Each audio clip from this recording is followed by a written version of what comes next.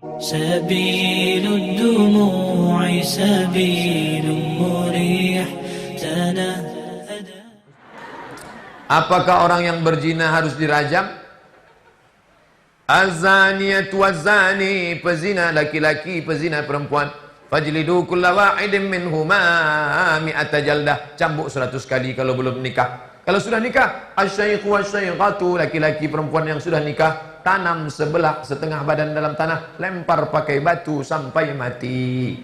Tapi sekarang tak bisa kita terapkan. Kalau kita gali tanah, dilempar, maka kita semua ditangkap oleh kepolisian Republik Indonesia karena tidak ada dalam institusi kita. Bisa tak kita laksanakan ini? Andai 7 kata tak dibuang, bisa. Pancasila dengan kewajiban menjalankan syariat Islam bagi pemeluknya. 7 kata hilang. Gimana ceritanya bisa hilang? Cari sendiri. Andai ada 7 kata itu, kita bisa terapkan hukum rajam di Rokan Hulu. Kenapa? Ada payung hukumnya. Pancasila, 1, ketuhanan dengan kewajiban menjalankan syariat Islam bagi pemeluknya. Dihilangkan, maka tak bisa lagi diterapkan. Nah, maka bagi yang sudah maaf-maaf cakap berzina, cara taubatnya bagaimana? Mandi taubat. Gimana mandi taubat tuh Pak Ustaz? Macam mandi wajib. Mana yang basah duluan Pak Ustaz? Terserahlah. Kalau kebetulan salto di sungai, batang lubuh terjun,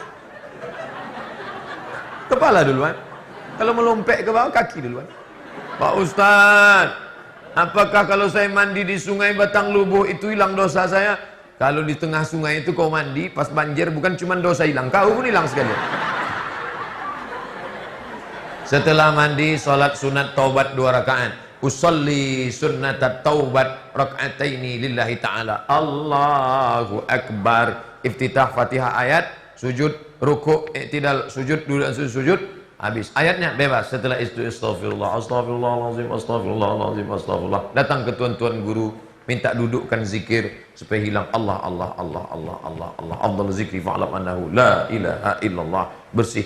Banyak-banyak sedekah, infak, sesali yang masa lalu. Nanti kalau ada tablik akbar di masjid, tablik akbar beserta muhasabah zikir. Minta, ya Allah, dosa kami begitu banyak ya. Apa yang kau tangiskan tadi? Menyesal aku masa lalu ku bergelimang dosa. Kau menangis kenapa? Aku tak tahu. Tengok orang nangis, aku nangis juga.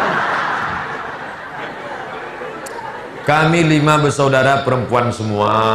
Sementara ibu saya sudah meninggal dunia 12 tahun yang lalu.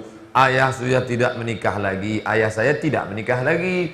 Adakah batasan-batasan anak perempuan saat merawat ayahnya yang sedang sakit? Apakah diperbolehkan menantu yang menggantikan posisi? Tidak. Anak perempuan itulah yang mengurus.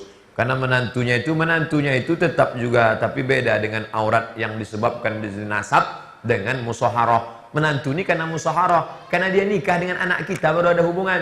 Sedangkan ini darah daging kita. Tapi kalau membersihkan vital tetap juga. Sedangkan memandikan jenazah pun tetap ditutup dengan selendang. Makanya bukan tontonan. Ini kalau ada mandikan jenazah semua orang nengok, tutup. Nah ini.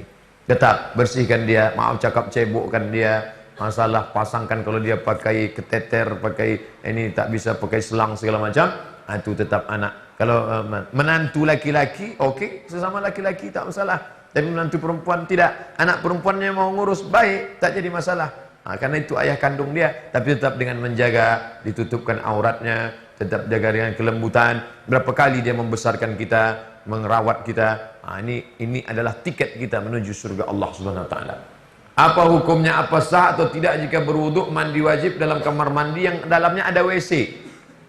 Dulu WC aja, mandi di sebelah ada dindingnya. Sekarang demi efisiensi WC bersatu dengan tempat mandi. Apakah sah mandi wajib di tempat ada WC-nya? Sah, tidak jadi masalah. Hanya saja tak boleh menyebut nama Allah di dalam.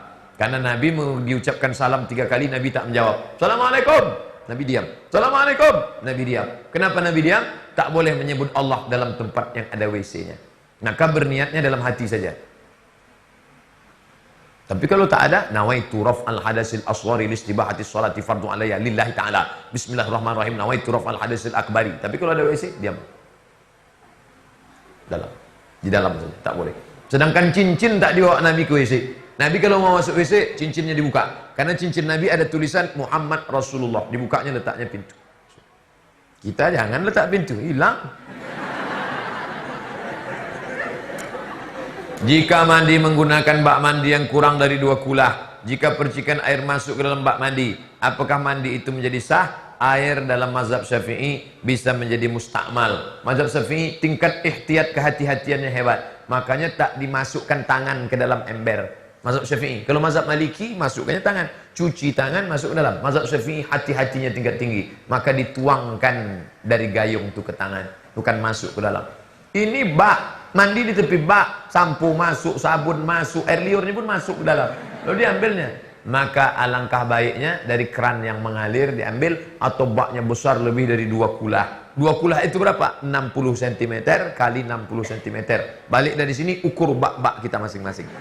Kalau baknya pendek kecil, itu bisa nanti tidak sah karena airnya bisa menjadi mustakmal, ataupun paling tidak ada was-was dalam hati. Was-was, apalagi dia sering nonton was-was, nanti menjadi was-was. Apa pendapat Ustaz tentang berita di internet bahwa kiamat akan terjadi 1477, umur dunia tak sampai 1500 tahun lagi? Bedakan antara hadis dengan interpretasi terhadap hadis. Tak ada hadis menyebut kita akan kiamat 1500, tapi ada ulama yang berijtihad lalu dia ceramah. Positifnya ada. Apa positifnya? Banyak pemabuk-pemabuk taubat. Pemakai sabu sudah sakau. Kau tahu tak? Sebentar lagi kiamat. Apa kata dia?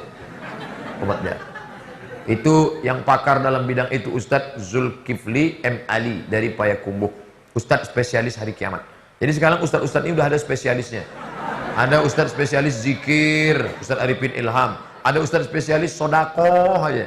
Itu Ustadz Yusuf Mansur. Ada spesialis kiamat aja. Ada Ustadz. Yang saya takutnya itu Ustadz apa tuh? Ustadz jenazah tuh. Asal nengok dia ingat mati aja, Pak. Jadi itu ijtihad, bukan hadis Nabi. Bolehkah menjalankan kotak infak saat khotib sedang khutbah? Boleh. Tak boleh jalan. Kalau Rokan Hulu tidak membolehkan kotak infak berjalan di depan, caranya adalah semua orang Rokan Hulu langsung gaji potong atas. Macam di Itali, Vatikan, semua gaji orang yang mengaku Roman Katolik, siapa yang di ID card-nya dibuat religion, agama, Roman Katolik, langsung potong atas per 10. Makanya gereja tak ada kotak berjalan. Kalau mau, buat perda Rokan Hulu, potong atas. Tak ada lagi kotak berjalan. Selama tidak ada potong atas, kotak berjalan. Kalau tidak, duit tak keluar. Kotak itu bagus juga untuk membangunkan yang mengantuk-ngantuk. Pukulkan ke lututnya gak 2 kali. Bolehkah makan uang hasil denda riba? Uang denda itu riba. Riba jenis kedua. Riba pertama, ku pinjam Ustadz Nofrizal 1 juta, ku bayar 1.200.000. Riba. Jenis kedua, ku pinjam uang Ustadz 1 juta, ku balikkan 1 juta. Tapi kalau terlambat 2 hari, ku bayar 1.200.000. Terlambat 3 hari, ku bayar. Maka ini jenis riba, jenis kedua. Riba. Yang makan riba, doanya tak dikabulkan Allah. Ya Allah, lidah kau makan riba. Lidah yang makan riba tak dikabulkan Allah. Lidah yang kau pakai makan riba, lidah itu juga kau pakai berdoa. Kecuali lidahnya 2, satu untuk berdoa, satu untuk makan riba. Apa hukum pakai hijab? Sedangkan anak ulama ada yang tak pakai hijab. Tak bisa anak ulama jadi hukum. Nanti anak ulama tak pakai baju. Yang penting hijab itu kan hatinya.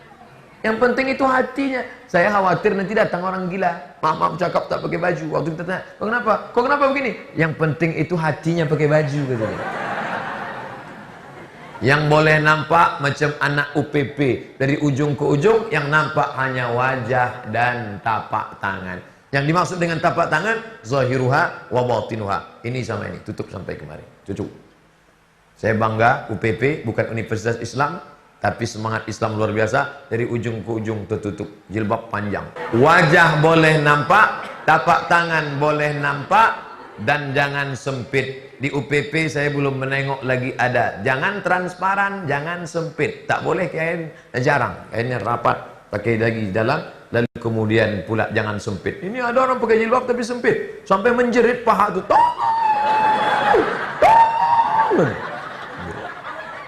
Jangan. ربنا يا ربنا ربنا يا ربنا ربنا